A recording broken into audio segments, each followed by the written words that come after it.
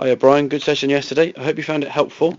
As we said, with the driver, because that ball position's slightly further forward than any other club in your golf bag, you want to try to create a little bit more spine tilt behind the golf ball. If we look here on the left hand side now, you were going a little bit too vertical with your spine angle, not much lean behind the golf ball, and that was causing you some issues then in the backswing with your hip rotation, causing you to slide a little bit. So if we look here on the left hand side now, as we get to the top of the backswing, your hips now are certainly on a slight downward sort of tilt there, and that's going to cause you some issues now carrying the golf ball.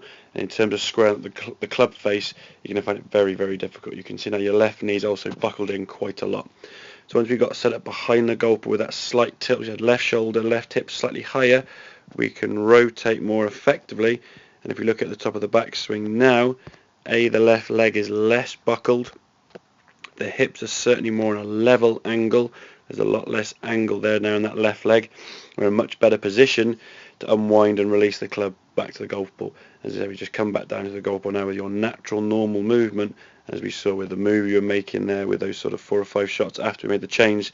Some really, really straight, consistent and long tee shots you were hitting. So if we can just get a little bit more lean at setup, as we said, if we go back to the start, just make sure that spine angle is a little bit more behind the golf ball.